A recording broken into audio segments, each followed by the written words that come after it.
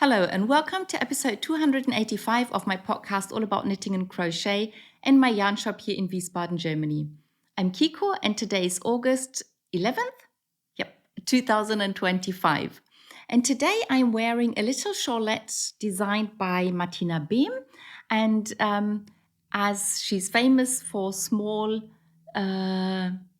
asymmetrical little shawls, this is one of them, and I knit it as part of the pattern battle. So that's where one colorway of opal subscription yarn is chosen and everybody has to knit with the same colorway, but everybody needs to knit a different pattern. So I chose this pattern called Baltic Summer because most people in the pattern battle knit socks because it's opal sock yarn, but I try and knit different things. So I chose this little shawlette by Martina Behm, and it has this zigzag pattern, but it also has increases and decreases. So this it's a bit offset, is that the name?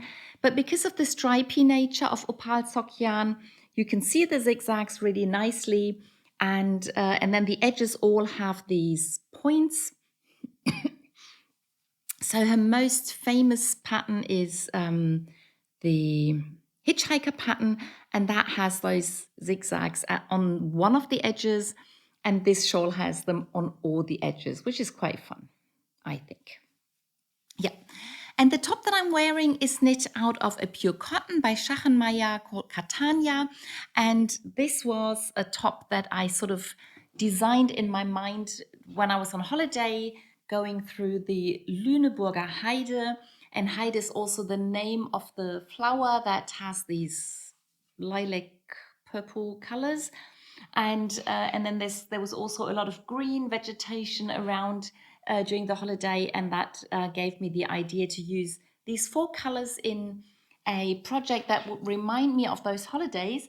And because back then I was doing those spiral rounds, the helix knitting, I wanted to see what it looks like if you did that with four different colors. So that's what I did. I cast on with one color and then I knit 3 rows on top of it. And then I closed to knit in the round. And I don't have a beginning or end of round because all 4 colors sort of circle on top of each other in spirals. And then when I reach the armhole, I just knit so that I ended the 4 colors in 4 different spots on my top, and then I knit the 4 upper parts in single colors, and I sewed it together, seamed it together with Kitchener stitch, and I got this funny looking but very unique top. Yeah, and as summer has really come back, cotton top is the right thing to wear at the moment. Yeah, so that's what I'm wearing today.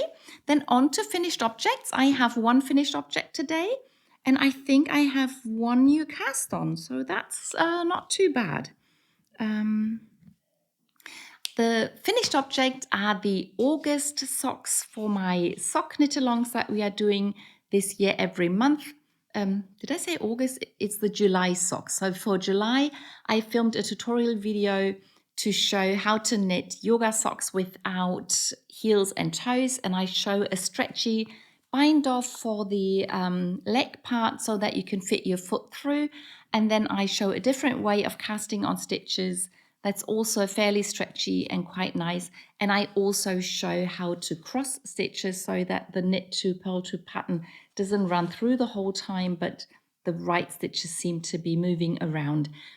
And I think I haven't translated that video yet, but I released the August video in German and English, and the plan is to translate the other 2 videos that I haven't released yet this week, and then hopefully I can release one video this week and then the other video next week, so that you have all the tutorial videos in English that I have done in German already. For these yoga socks, I use this beautiful blue color, which is from this year's Rainforest series. And I realized I haven't shown you the yarn. And I was asked to show another series that Opal came out with, but I haven't knit anything from it yet. So I thought I'll start this week by showing you the Rainforest colorway. And then maybe next week I can show you the other series even if I haven't knit with it, but so I won't forget to show you the colorways. And the Rainforest series, one of the special things about that is that it's the only colors that come out as a 4-ply and a 6-ply yarn. So this is the colorway that I used for my socks. This is the gray colorway that's usual part of most series. And these are both 4-ply yarns. And then I have this yellow-green with this interesting animal that inspired the colors. And then we have a parrot. I think most Rainforest series have at least one parrot colorway. So these are all 4-ply, but I'm showing you the other colors as a 6-ply yarn. Just for fun, just to show you that they exist, and also because one of the colorways has already sold out in the 4-ply. And that will be a problem with the other series, the Little Heroes. I've already sold out one of the colorways, so I won't be able to show you that. But anyway, so these are the light brown. I'm planning to knit socks with this colorway in the 4-ply later on. And this is a fish, I think. It's a very nice colorway. And then we have a dark purple and a beautiful turquoise. So this is the colorway that I already sold out in the 4-ply. And this is the turquoise colorway. So these are both 6-ply yarns. So the yarn balls are bigger. It's 150 grams, whereas the 4-ply yarn comes in 100-gram balls. And I have to get rid of the shawl. It's really warm today. Yeah, so that was my finished object, and these are the colorways for this year's Rainforest colors. For every ball of yarn that's being sold from the Rainforest series, Opal donates €1 towards saving the rainforest. So that's also a good thing about that yarn. So what are the projects that I am still working on? I'll start with socks as usual. And last week I showed you the first finished, that precious skein socks, the first finished sock. And then I started the second one. And yesterday we had Knitting in the Cinema Day. So there, once a month, they show a film in one of Wiesbaden cinemas where they don't turn the lights off completely, so that you can still see your knitting. And we are invited to bring our knitting and crochet into the cinema. And so I knit most of the leg during that film yesterday. So that was quite fun. And you can see now that the colors are really very similar for both socks. And I think I only need to knit those few stockinette rounds, and then I can start with a heel. So these are growing, and that's good. Now the next projects are the Garden City mitts that I'm test knitting. And I'm showing 2 test knits today. And for both patterns, it proved really good that these test knits are happening, because for both patterns, mistakes were found and problems were solved. So that's really good. So last week, I hadn't bound off the hand part yet, because there was a problem with how the ribbing started. Now I have done the cast off. So this is the back of the hand with the beautiful motif, and this is the inside of the hand. And there was the little hiccup with the transition from the pattern to the ribbing, and now this looks really nice. And I did the sewn bind off that she explains in her pattern, and with one little problem addressed, it worked out fine. And then I picked up, and I was so sure I was going to finish this mitt last week, but then I picked up the stitches to finish the few rounds of ribbing on the thumb, and then I ran into another problem, and it was sort of the same problem as with the hand, that the colors are in a different order than she wanted for the ribbing. So I wrote into the group and said, my colors aren't lining up. And then she answered that they should line up. So, but I checked the chart that I'm using, and I did it as the chart shows me. So I'm not quite sure whether she has a mix-up or whether I'm using a wrong chart. Maybe I'm using an old version of the pattern. So that's why I haven't knit the ribbing yet, and I haven't been able to finish the first mitt. And of course, I haven't started the second because I'm still using the needles. But hopefully this week, this will get done.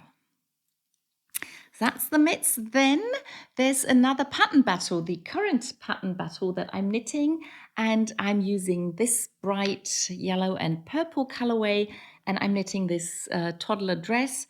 And as I said last week, for those two pattern repeats, I switched which end of the yarn I was using, but then I went back to this end, and then I just kept knitting.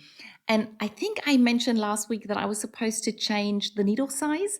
And of course I forgot. I just picked it up and started knitting. And then I remembered just before I was doing the short rows again. So I only changed the needle, the right hand needle and not the left hand needle, because I still had like the smaller stitches and I didn't want to put a bigger tip on that side.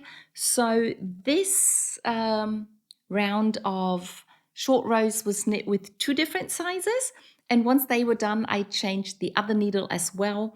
And so the last couple of short rows were knit with the bigger size on both for both the needles, and I quite like the color changes I'm getting like this. It's completely different from the original, but that's okay. It's not supposed to be the original. It's just supposed to be a nice funny project, and I hope I'll find a little girl who fits into this dress once I get it done. And once it cools down, it's a woolen dress. No kid could wear it at the moment. Yeah, so really happy how this is coming along. And then we already come to the garments that I'm making at the moment.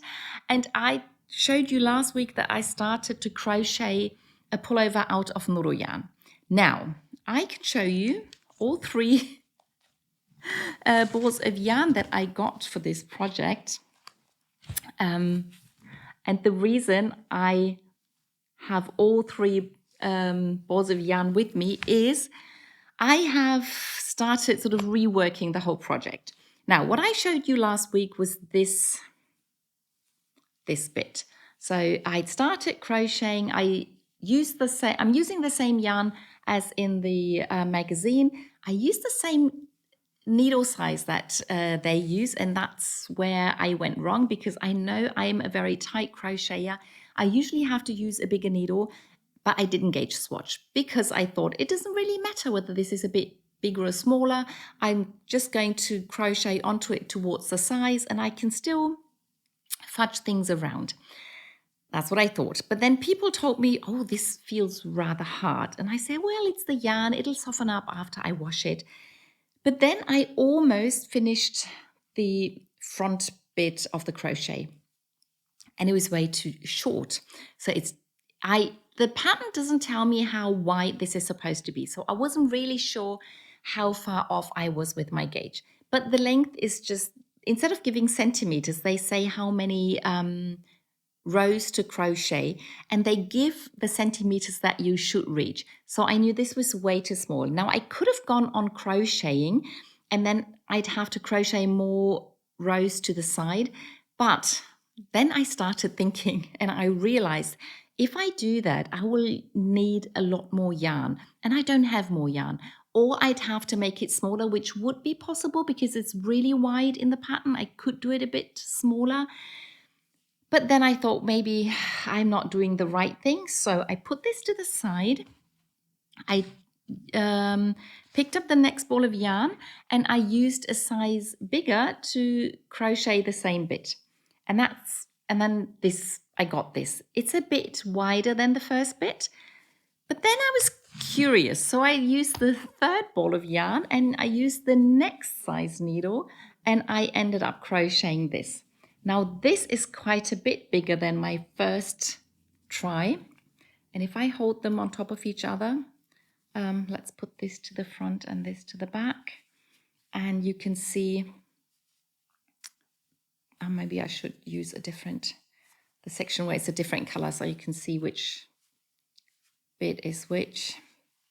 Now this is the difference in size that I'm getting. So it's probably something like 2 to 3 centimeters wider now, and it's still not too loose. So if you touch it, it's still fairly compact, And yes, it's a lace pattern, so there are holes, but where there aren't holes, the stitches are still absolutely tight enough. And now I think I'm coming a lot closer to the gauge that they have. I'm now going to crochet the number of rows they say, and then I can compare whether it's getting bigger or smaller. If it gets bigger, I won't use a smaller needle. I'll just do fewer rows or decide this is going to be the back, something like that. But now I'm a lot more confident that I will have enough yarn to crochet the size that I want to have. And also it's a lot nicer. It's a little drapier than my first try. So this is what I'm going to continue to crochet. I can now undo those two pieces, but yeah, I wanted to show you what can happen if you not do a gauge swatch, but you have limited yarn.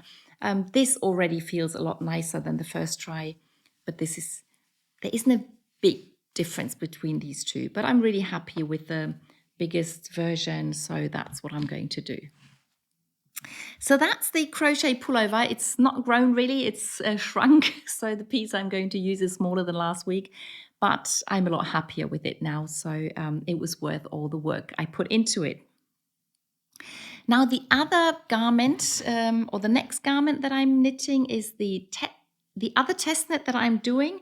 It's for the Sylva Slipover, and there were several mistakes that were being found by test knitters who were faster than I was. So lucky for me, I think they've worked through all the problems before I got to that stage. So that's nice for me. But it's also good for the designer to know where the problems were.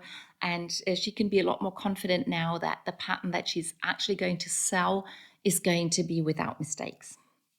Now this is the back part that I showed you last week, and last week I was still knitting downwards here, so there's a little bit of a straight bit. Once you finish the cable, there's a bit straight down, and then you do the increases to shape the armhole. And once I finished that, I went to this part and I picked up the stitches from the edge here, and I started knitting sort of like a shoulder strap. And then at one point I started increasing stitches, and with the increased number of stitches, new cables appeared, and now I finished this front bit. So I did the same increases to form the armhole as on the back. So if I hold it like this, these two increase lines are the same. And this is sort of the shoulder and this is the back. And now I have to pick up stitches from this side of the back and then knit the second front. And when I finish that, I can start knitting in the round, and then we'll have all the cables that run down the front of the slipover. So one of the good things, or the good thing about knitting a smaller size than I would have needed for myself, is that it's a fairly quick thing. So that's that. And the last garment that I'm knitting on is the summer top that I'm knitting out of this beautiful gradient colorway ball of yarn by 100 Farbspiele. I'm knitting probably Fisherman's Rib. It's in German, we call it half brioche. And I've only added a few rounds, so I haven't really done a lot. But you can see that this is where the first color change was, and then the second color change is like 2 rounds underneath the needle. This is going to be the inside, this is going to be the outside. And I still enjoy it a lot. I just didn't find the time to work on it a lot. Maybe I'll get more done this week, we'll see. And then I'll show you the skirt. That's the Even Star shawl pattern that I've turned into a skirt, and I didn't knit the beginning of the shawl. I just cast on stitches and went straight into this pattern, and then I went through all the patterns in the skirt, and then I cast on stitches. I did a provisional cast on, and I put the stitches onto a long cable today. So this is the provisional cast on, and then I'm doing a knitted on lace edge with beads. And the reason I put it on a long cable is that I've crossed the halfway point. So I think I've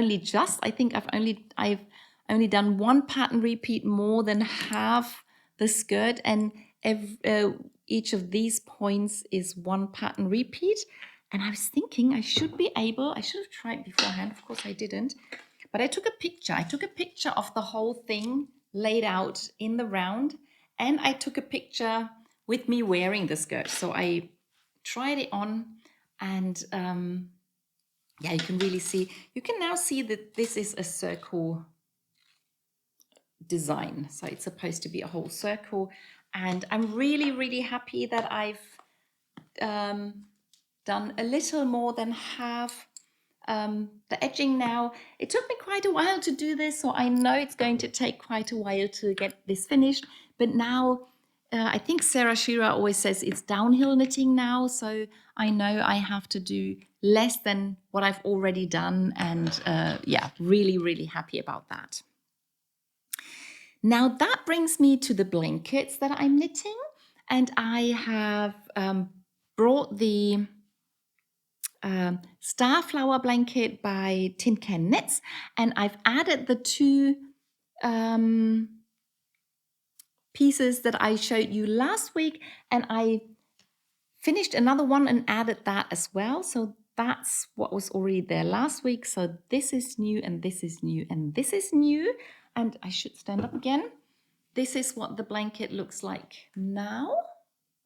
So there's two pieces missing down here, and then I will have finished the second circle of pieces round the white bit. And I've started the first one of those two, but I didn't finish it, and I thought I can show you what it looks like while I'm knitting it. And because it's is it a hexagon? It's with the 6 sides. I find it easiest to knit the bit with 6 needles in my knitting and using the 7th needle to knit it. And I'm using a 3.25 millimeter needle. And when I started the project, I only had one set of double pointed needles in that size. And it's these, I think they're called colibri. It's those different colored needles by Adi.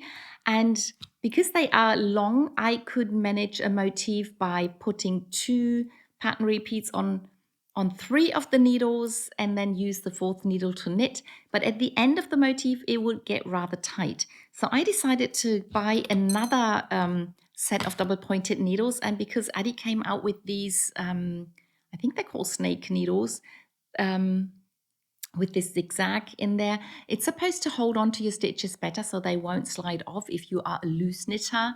I've heard from loose knitters that it's really helpful. As I'm a tight knitter, I don't really have a benefit from having the zigzags, but I don't mind either. And I wanted to try them out, and I already have so many double pointed needles that I decided to buy a size that I don't really have a lot of. So this is my second set of double pointed needles in 3.25 millimeters. And this is what my project looks like while I'm knitting on it. I have 4 of those snake needles in there and 2 of the straight ones. And then I can use either this or one of the other needles to knit with. And then I have 1 pattern repeat for every needle. That makes it very easy to know where I'm at. And this is the black, so the pattern is not very easy to see. And maybe I said last week that I wanted to do the 2 light grays next, but I changed my mind and I've decided to put the black and the charcoal colors in next, so that I have the white and the black in this first bit that I want to wash and block. And then I'll do the light gray colors and the other colors that I'm still missing, like the pink, the light pink, the purple, and the grays. I think that those are the colors that are still missing.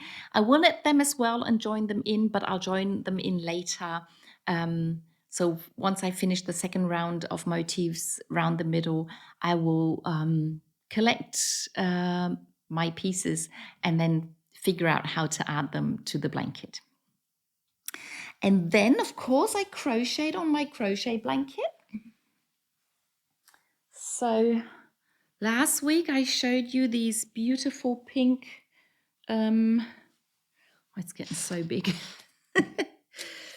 these like flowery motifs. And as I said, once I'd finished that round, I added 2 rounds of light gray, and now you can't see the stitches that were one gray, one pink anymore. But yeah, that's the way it goes. I still wanted to continue crocheting on this. And then the next round is a 2-color round again. So I ended up crocheting 2 rounds of gray. And one fun fact, the last 2 rounds that I crocheted here were the same. It was the first time in this whole blanket that she said, you're going to crochet the same round again. So that was fun. But then I started another 2-color round. And this is what I tried to explain last week. This is what this motif ends up looking in the end. You have these like tear-shaped things and then with the bubble in the bottom of them. So that's interesting too, and I like it. And I think the next round is going to be pink again, and then that will finish up this part of the pattern. So I've started doing, so I have 8 repeats that I crochet around the blanket. Most, I think so far, I don't know about the beginning, but ever since, I don't know, probably here, it's always been 8 bits that kept repeating. And every repeat, I think, has 11 of these pink thingies. And I'm in the second repeat now. So this is where I stopped crocheting. I finished that one. And then here you can see there's these flower thingies. And so this is how the blanket is progressing. So it keeps growing as well, as you can see. It's getting really, really big. But it still is a lot of fun and I enjoy it a lot. Now, that brings me to the sock knit-alongs. And I have to confess, I didn't knit on the June socks. So I finished the July ones, but I didn't knit on the June ones that had the simple lace pattern. But I started the August socks. And for the August socks, I'm using a sock yarn that I've never used before. And that's a sock yarn without any wool in it, without any animal fiber. So it's all plant fibers. And it's also by the company 100 Farbspiele, who made this yarn. And they started producing this sock yarn at some point. It's called Vegan Sock. And it's 50% modal, which I can't really explain what it is. It's 25% cotton and 25% acrylic. So I'm pretty sure that modal is also a plant fiber.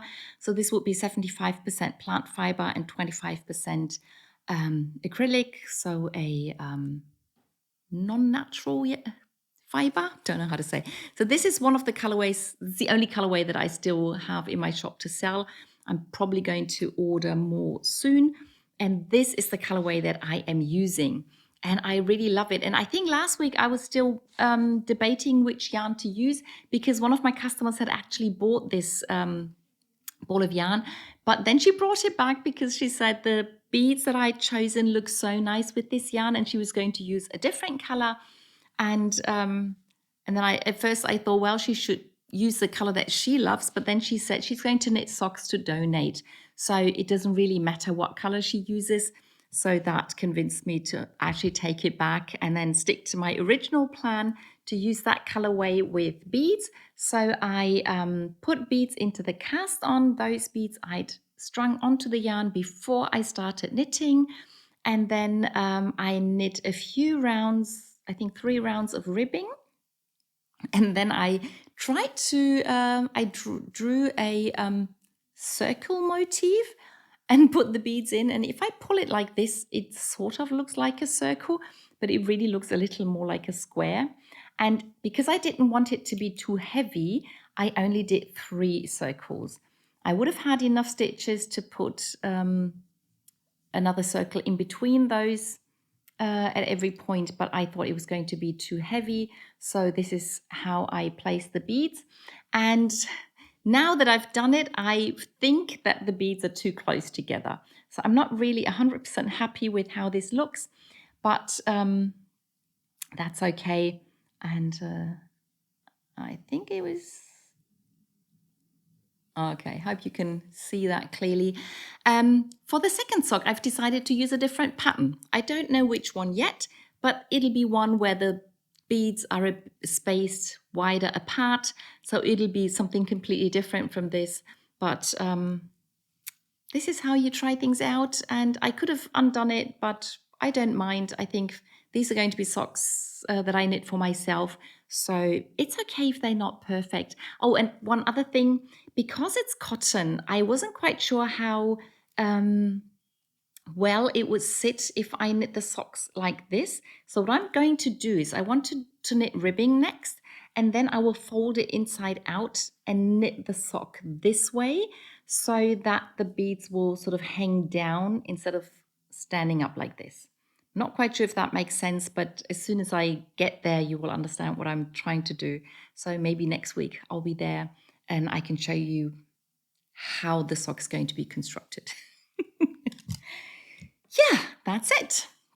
I think that's everything that I knit and crochet last week. I hope you enjoyed the video and I'll see you in the next one. Bye!